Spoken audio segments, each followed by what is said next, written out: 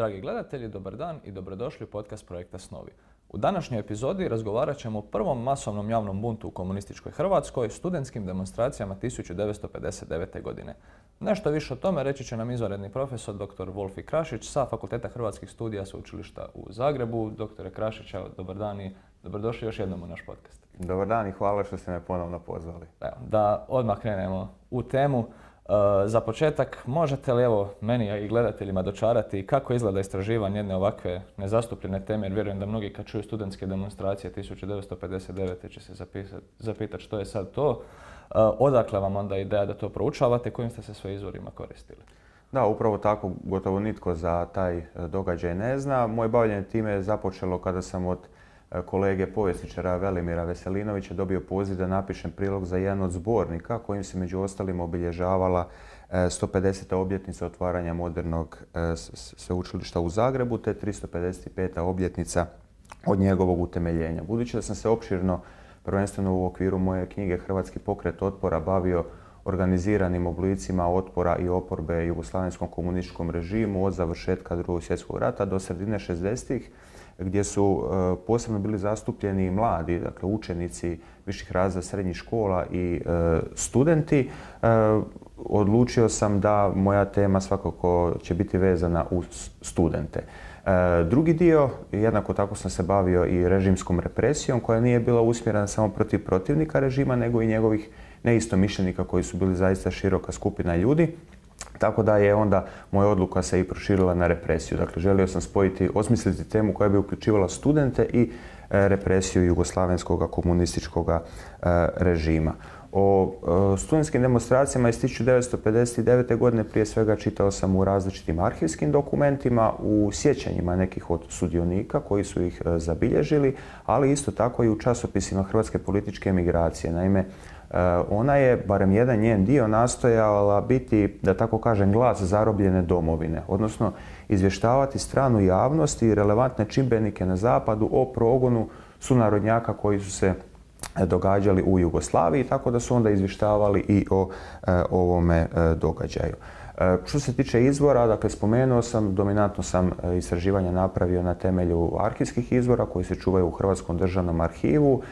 Koristio sam sjećanja sudionika tih demonstracija i jednako tako časopise Hrvatske političke emigracije, od kojih moram posebno izdvojiti časopis Nova Hrvatska, koji je upravo te 1959. godine pokrenuo student Jakša Kušan, koji je nekoliko godina ranije u domovini osnovao organizaciju, ilegalnu antirežimsku organizaciju Hrvatski pokret otpora, a pred prijetnjom progona pobjegao je u inozemstvu, tako da je on bio izrazito dobro upućen u studentski život u Hrvatskoj, a i svježe, da tako kažem, informacije dobivao je od svoje braće koji su ostali u Zagrebu. Pa evo, prije nego što samo pređemo na uzroke samih demonstracija, što nam možete reći o uvjetima života zagrebačkih studenata u tom periodu, dakle 50. godina?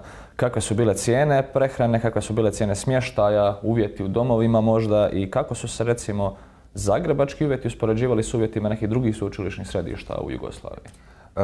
Različiti izvori, uključujući jugoslavenske dokumente interne naravi, nedvojbeno ukazuju na to da je materijalni položaj zagrebačkih studenata bio vrlo težak. Naime, većina je studenata bila primorana raditi uz studij, stanujući u za njih skupim privatnim sobama i stanovima koji su bili jako loše kvalitete. Samo je manjina studenata imala tu privilegiju da prima stipendiju i da ima smještaj u studentskom domu.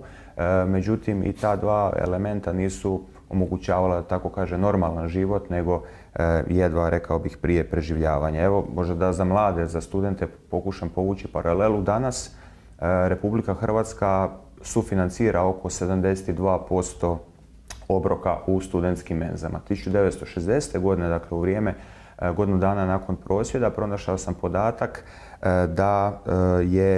da su dva obroka dnevno u studentskoj menzi koštala 4500 dinara, a studenti su u podmirivanju sudjelovali sa 3600 dinara. Dakle, u vrijeme demonstracija država je pokrivala, pod navodnicima, samo 20% i to dva obroka dnevno. Niste mogli jesti koliko ste htjeli, kako je to slučaj danas. Naravno, pored prehrane opet će se studenti tu lako poistovjetiti. Drugi najvažniji trošak je bilo stanovanje. Jedan jugoslavenski dokument u vezi toga iznosi zaista zapanjujući podatak, ja sam se mogu reći i šokirao, koji kaže da je u to vrijeme zagrebačkim studentima na raspolaganju bilo samo 284 studentska ležaja u domovima.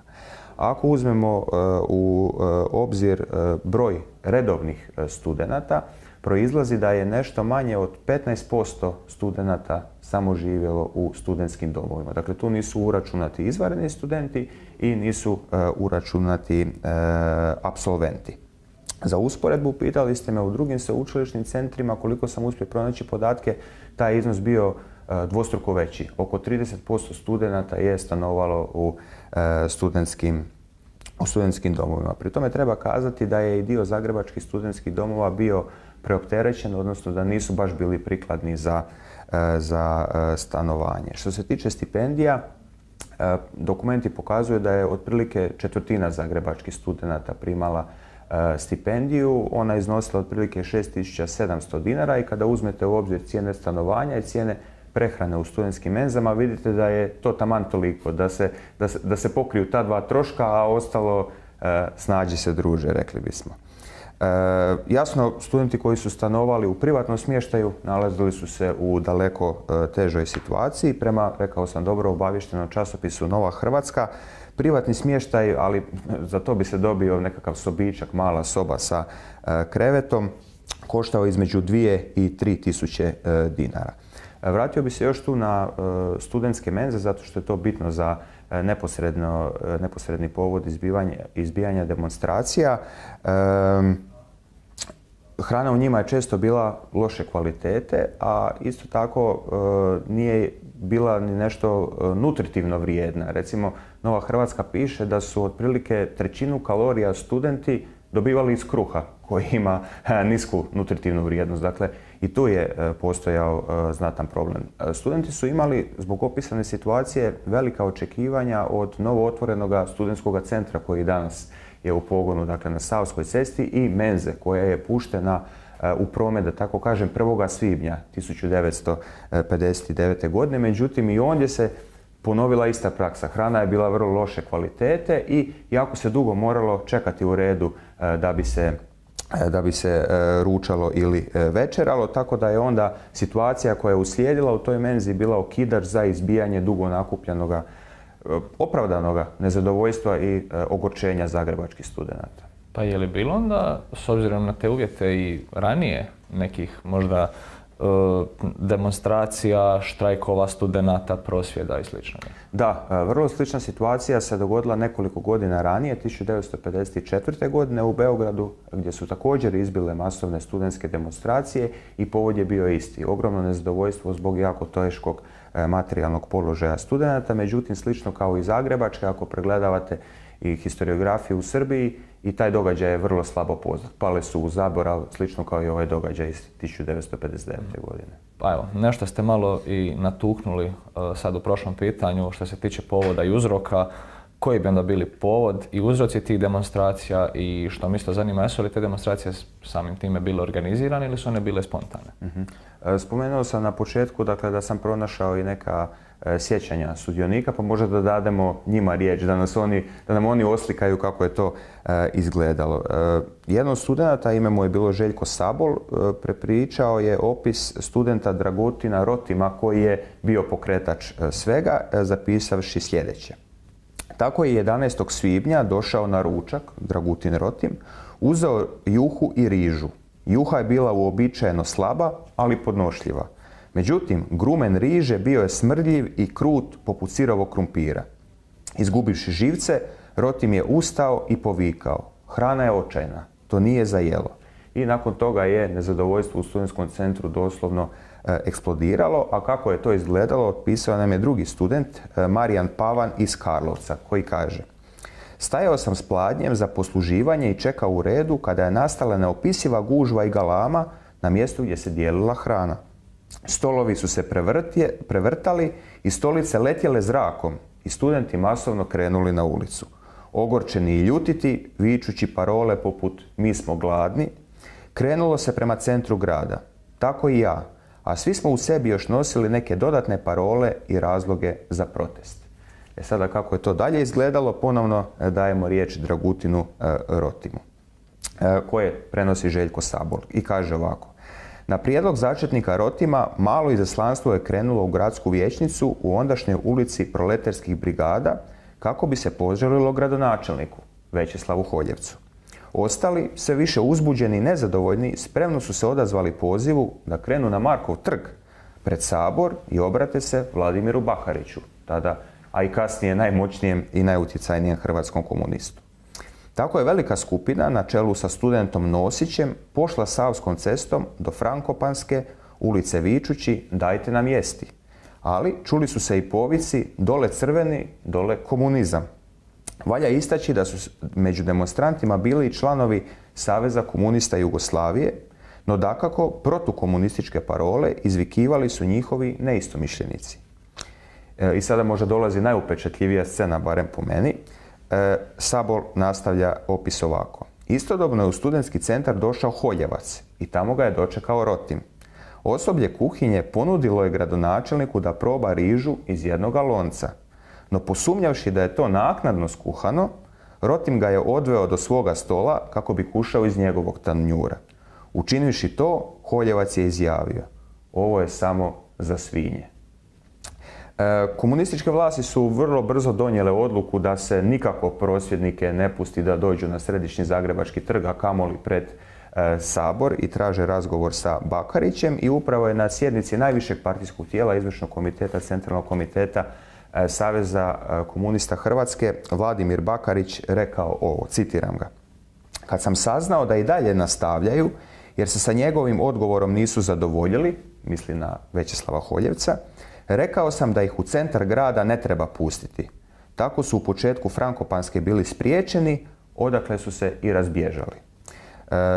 Jedan od članova izvršnog komiteta, komunist Marijan Cvetković, istom je prilikom rekao, citiram ga, da je dogovoreno da ih se u centar grada ne pusti i tu su sa strane narodne milicije i organa bezbjednosti bili blokirani i razbijeni, nakon čega su se i razbježali. Ne dobivam mnogo detalja iz ovih svjedočenja, međutim kako je to izgledalo, plastičnije ponovno opisuje student Željko Sabol, koji kaže: u Frankopanskoj je studente dočekao veliki broj milicionara. Bjesomučno su se zalijetali svojim autima i nesmiljeno počeli pendrečiti prosvjednike. Bilo je bjelodano kako su postupali po naredbi da oštro i hitro rasture neprijatelje. Sve u strahu da im se ne priključe radnici koji su se poslije 15 sati trebali vraćati s posla. Od napada mnogi su studenti ozlijeđeni i 10-ak njih je prevezano u kolima hitne pomoći u bolnice. Pričalo se da je jedna studentica smrtno stradala. Međutim, tu nije bio kraj demonstracija, budući da su se studenti ponovno počeli okupljati na dva mjesta. Jedna skupina je bila pred rektoratom, a druga skupina je vratila se pred studentski centar. Ova skupina koja je bila pred rektoratom sada je zahtijevala da se oslobode oni studenti koji su bili uhićeni i zadržani u stanicama narodne milicije. Čak su i uspjeli dobiti razgovor sa tadašnjim rektorom sveučilišta, profesorom Marijanom Horvatom. Jedni su išli na razgovor u sveučilišni komitet Saveza komunista, međutim nije postignut nikakav napredak. Skupina koja je prosvjedovala pred rektoratom vratila se u studentski centar i sada već dolazimo u večernje sate. Studenti dolaze na večeru. Dokumenti opisuju da ih je na večeri bilo preko 2000 i da je jedan njih dio, da su ih prosvjednici uspjeli animirati. Cilj im je bio da blokiraju ulaz u menzu, da se ne dopusti nikome večerati dok se sve uhićene studente ne pusti iz zatvora. Međutim, do tada su se već komunisti među studentskom populacijom pribrali, da tako kažem, i uspjeli su probiti taj kordon koji su prosvjednici napravili, tako da su ovi koji su željeli večerati mogli su to učiniti. Oko 9:30 navečer došao je spomenuti Marijan Cvetković, koji se obratio prisutnima. Neki su mu žviždali, dovikivali su mu, dobecivali, međutim vidljivo je iz dokumenata da se jedan dio prosvjednika nakon toga smirio i razišao. Oni najuporniji, njih oko 100 do 150, ostalo je ispred SC-a do prilike 23 sata, nakon čega su se razišli. Neki su čak i pokušali prenijeti to prosvjedno raspoloženje u studentske domove, da se tamo nastavi sa različitim akcijama, međutim do toga nije došlo. Evo, mislim da iz ovog mog kratkog opisa se može nedvojbeno zaključiti da su te demonstracije bile potpuno spontane, da je to nezadovoljstvo studenata bilo ogromno i opravdano, a u prilog tome ide činjenica da su u prvim redovima demonstranata bili članovi Saveza komunista, koji su smatrali, vidljivo je to iz kasnijih iskaza, da se oni kao komunisti trebaju boriti za prava svojih polugladnih i između fakultetskih obveza i poslova rastrganih kolega. Naravno, njihovi nadređeni i tutori su imali potpuno drukčiji pogled na tu situaciju i tu se po meni potvrđuje ona teza jednog od vodećih jugoslavenskih komunista, kasnije disidenta Milovana Đilasa, koji je pisao o takozvanoj novoj klasi i tvrdio da komunisti nakon što dođu na vlast postaju vladajuća kasta kojoj je jedni cilj ili glavni cilj održanje na vlasti. Dakle, do napada milicije na studente u Frankopanskoj naglasak je bio na tim teškim životnim uvjetima, na lošoj prehrani. Nakon toga studenti prosvjeduju protiv toga brutalnog postupka milicije i traže da se oni koji su uhićeni, da ih se pusti na slobodu. Tu treba dodati, Sabol spominje antikomunističke parole. Jedan dio nacionalno svjesnih studenata koji su bili antikomunistički orijentirani, ovi su događaje iskoristili kao neku vrstu ispušnog ventila, da i taj dio svojega nezadovoljstva iskažu na ovim demonstracijama. S druge strane, visoki komunistički dužnosnici su tvrdili i javno, ali i na partijskim sastancima, u dokumentima, da su te demonstracije bile organizirane. Neću ići previše u širinu, dajmo riječ sada dvojici najmoćnijih ljudi tada u Jugoslaviji. Naravno, prvi je Josip Broz Tito, koji je prilikom primanja čestitki za 67. rođendan od delegacije u kojoj su bili rektori, profesori, studenti i tako dalje, govorio je o uzroku demonstracija, naravno koje je oštro osudio, i među ostalim je rekao sljedeće, citiram Tita: "Vidi se da je u ovome i neprijatelj imao prste i da je to organizovana stvar. Ove ekscese, drugovi i drugarice, ja najoštrije osuđujem jer oni nisu bili na mjestu. Studenti koji su učestvovali u njima nesvjesno su nasjeli klasnom neprijatelju izvana. I to im nimalo ne služi na čast." Sada, malo precizniji u definiranju tog misterioznog klasnog neprijatelja izvana bio je drugi čovjek tada u Jugoslaviji, Aleksandar Ranković. Ranković je u pismu koje je poslao Centralnom komitetu Saveza komunista Hrvatske, u kojem ih je oštro kritizirao, rekao da su studentske demonstracije posljedice, sad njega citiram, "i aktivnosti neprijatelja koji se organizovano postavio i ubacio baš među studentsku omladinu, ocenjujući da je tu političko stanje najslabije." Nešto dalje on zaključuje da je akcija organizovana i podstaknuta iz inostranstva, pazite sad kombinaciju, od ustaško-četničkih, a tako i od infobirovskih elemenata. Dakle, on je sve ih je spojio na jedan kup i oni eto iz inostranstva potiču studente da se bune protiv jugoslavenskog režima. Naravno, to svaljivanje krivice na nekakvog vanjskog, misterioznog neprijatelja je bio dobro oproban recept jugoslavenskog komunističkog režima, koji je kasnije tvrdio da je deklaracija o jeziku bila potaknuta iz inozemstva, da je Hrvatsko proljeće bilo potaknuto iz inozemstva i tako dalje, naravno ne želeći priznati da su korijeni i uzroci problema zapravo u zemlji. Sad bi se fokusirao malo na neke stvari koje ste već spomenuli. Dakle, krenuli ste već govoriti malo o sudionicima protesta i strukturi sudionika protesta, ispričavam se. Zanima me tko su oni bili, iz kojih su fakulteta dolazili, već ste natuknuli na to jesu li neki bili članovi omladine, partije ili ne, i je li među njima bilo nekih možda kasnije poznatih imena? Donekle očekivano dominirali su studenti sa tada najvećih, a mislim da je i danas takva situacija, zagrebačkih fakulteta. Dakle, to je bio pravni, filozofski i ekonomski fakultet. Broj sudionika demonstracije naravno teško je procijeniti, jer se to recimo zbiva u studentskom centru, neki su došli samo jesti, neki prosvjeduju, onda se kolona kreće kroz Frankopansku, neki idu svojim poslom, tu su se slučajno našli. Međutim, kada se usporede različiti izvori, tijekom prosvjeda u Frankopanskoj i prosvjeda u večernjim satima u studentskom centru vjerojatno je broj demonstranata prelazio 1000 osoba, dok je u ovim drugim fazama bio manji, vjerojatno nekoliko stotina. Tako je, da, i komunisti su sudjelovali u demonstracijama, ne samo to.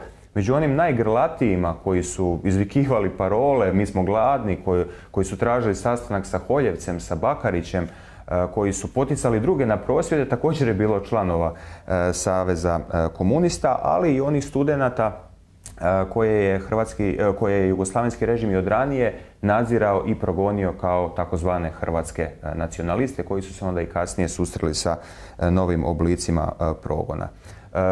Dalje, što se tiče strukture, mogu još kazati, naravno bilo je studenata iz Zagreba, iz ostalih dijelova Hrvatske, ali iz Bosne i Hercegovine. Pronalazi se recimo da je bilo i Srba, da je bilo i muslimana. Dakle, vrlo heterogena skupina. I već ste nešto također natuknuli o, ajmo reći, neposrednoj reakciji vlasti. Samo me zanima koja onda recimo bila i dugotrajna reakcija i na koji način onda se vlast odnosila prema prosvjedu nakon. Da, te reakcije naravno bile su raznolike, jer režimu nimalo nije bilo svejedno što su se demonstracije dogodile, ali ih možda možemo, da tako kažem, sažeti u dva osnovna pravca djelovanja. Prvo je bilo održavanje zaista vrlo velikog broja različitih partijskih sastanaka na kojima se običnim, pod navodnicima, članovima Saveza komunista tumačio koji je pravilan stav partije o tim demonstracijama, da je, čuli smo o tome od Tita i Rankovića koji je bio stav, i taj stav je zapravo bio nametan, utuvljivan u glave, da tako kažem, običnim članovima Saveza komunista, koji neki u danima nakon demonstracija smatrali su da su one bile opravdane i da je taj bunt bio ne samo opravdan i da ga je trebalo iskazati, zato što su one bile mirne. Dakle, sukob počinje napadom milicije na prosvjednike. Do tada je sve apsolutno mirno. Tako da partijsko rukovodstvo imalo je težak posao u svibnju 1959. godine, kažem, utuviti u glavu članstvu da je to bilo djelovanje nekakvog klasnog neprijatelja i slično. Drugi pravac djelovanja je bio široko angažiranje različitih vrsta izvora, da tako kažem, od doušnika različitih sigurnosnih službi pa do članova Saveza komunista koji su naravno vrlo vjerno slijedili partijsku liniju, da se dozna kako stanovništvo razmišlja i percipira o studentskim demonstracijama, da se eventualno uguše bilo kakve, ne znam, možda nekakva okupljanja kojima bi se iskazivala solidarnost studentima i tako dalje. Očekivano protiv demonstranata i oni koji su ih podržavali povučene su i represivne mjere. Otprilike 200 studenata koji su bili članovi studentske omladine i Saveza komunista bilo je kažnjeno na različite načine, između 60 i 70 ih je bilo izbačeno, a ovi drugi su dobili blaže kazne, ukor, opomena i tako dalje. Međutim, daleko gore su prošli oni studenti koji su sudjelovali u demonstracijama, a koji su, rekao sam malo prije, od ranije bili poznati režimu kao takozvani hrvatski nacionalisti. Recimo Marijan Pavan, kojega sam spomenuo, on se morao u UDBI u Karlovcu javljati svakih 15 dana, a malo kasnije je uhićen zbog pjevanja crkvenih pjesama i, pazite, za kaznu je poslan to se u dokumentima naziva posebna ustanova, što je teški eufemizam za doslovno pakao na zemlji, a to je bio logor na otočiću Grgur koji se nalazi pored Gologa otoka. Dva studenta koji se posebno spominju u opisima demonstracija, a koji se nazivaju hrvatskim nacionalistima, su Ive Livljanić. Pitali ste me za studente koji su se možda kasnije istaknuli. Ive Livljanić je bio prvi veleposlanik Republike Hrvatske u Vatikanu i drugi student Šime Mihatov. Oni su dolazili sa područja sjeverne Dalmacije. Bili su uhićeni zbog sudjelovanja u demonstracijama i također su poslani na odsluženje dvogodišnje kazne u logor na otočiću Grgur, gdje se ljude zaista najbestijalnijim psihičkim i fizičkim mučenjima nastojalo u potpunosti slomiti, za što se ponovno koristio eufemizam politički preodgoj. Najgore je od tih studenata hrvatskih nacionalista zasigurno prošao Vice Vukojević. koji je dolazio iz Hercegovine. On je 90. godina bio istaknuti političar iz redova Hrvatske demokratske zajednice, ustavni sudac i tako dalje. Da ne nabrajam, to je dijelu gledatelja sigurno poznato. Tu moram pojasniti da su Hrvati iz Hercegovine koji su studirali u Zagrebu, da ih je režim doživljavao kao a priori potencijalno neprijateljsku skupinu i on je u njihovim sastancima, razgovorima koji su prije svega bili prijateljskog karaktera gledao već nekakvo dogovaranje, antirežimsko djelovanje i slično. Tako da su nadzirali među ostalim i Vukojevića i onda iz tih dokumenata možemo vidjeti koji je bio motiv, da tako kaže, nacionalno svjesnih hrvatskih studenata za sudjelovanje u demonstracijama. U dokumentima se navodi da je Vukojević nezadovoljan zbog postojanja prevelike birokracije, što se Hrvatsku gospodarski iskorištava, što u dominantno hrvatskim sredinama u zapadnoj Hercegovini učitelji su uglavnom Srbi i Crnogorci, da se hrvatski jezik potiskuje i tako dalje i tako dalje. Tako da je Vukojević nakon što je sudjelovao samo u ovoj večernjoj fazi demonstracija, došao je na večeru i navodno je neki njegovi kolege komunisti su izvijestili UDBU da je žviždao Cvetkoviću i da mu je ometao govor. Nakon toga je bio priveden, ispitivan i dobio je kaznu od prekršajnog suca, mjesec dana zatvora i 2 godine izgona u rodno mjesto u Veljake. Vrlo zanimljivo, pronašao sam dokument koji govori o Vukojevićevoj djelatnosti i rukom je dopisano izgon 2 godine plus 1 mj zatvora. I naravno da je to sudac vrlo brzo i vrlo poslušno usvojio. Tako da je Vukojević bio izdan u rodno mjesto, tamo se morao prijavljivati u stanicu Narodne milicije, konstantno su ga provocirali udbaški doušnici, međutim nije davao povoda za daljnji progon, ali je bez obzira na to uhićen i pod optužbom da je sudjelovao u stvaranju ilegalne antirežimske organizacije, međutim sve što je učinio je pročitao jedne emigrantske novine koje su stigle iz Švicarske i dogovorio je sastanak sa istaknutim HSS-ovcom Barišom Smoljanom, budući da je Vukojevićev otac bio istaknuti HSS-ovac u svojem užem kraju i eto, tako je i Vukojević nakon 2 godine izgona u rodno mjesto dobio još i 2 godine u posebnoj ustanovi na politički preodgoj. Vratit ću se sad na cijelu onu reakciju milicije na Frankopanskoj. Spomenuli ste da se pričalo o potencijalno jednoj studentici koja je preminula. Što nam možete o tome reći? Je li onda u tim demonstracijama bilo ljudskih žrtava? Da, to mi je bila jedna velika misterija i zaista sam bio jako posvećen da to što bolje rasvijetlim. Naime, niz različitih izvora govori o tome da je jedna studentica bila teško pretučena, da je odvezena u Vinogradsku bolnicu, no da je ondje preminula od zadobivenih ozljeda. O tome je pisao i strani tisak, pisao je hrvatski emigrantski tisak, a iz udbenih dokumenata je vidljivo da je ta glasina kolala među građanima Zagreba. Tako da, zbog te činjenice ja smatram da se taj događaj zaista i dogodio.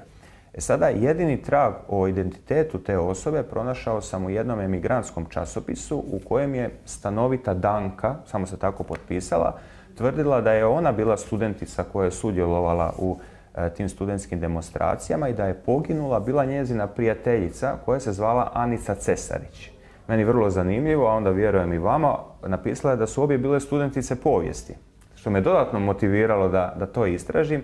Tako da sam išao i u arhiv Filozofskog fakulteta gdje su njih dvije, prema navodima stanovite Danke, studirale. Konzultirao sam i neke dokumente, arhivske fondove iz Državnog arhiva u Zagrebu, poput mrtvozorničkog očevidnika za 1959. godinu.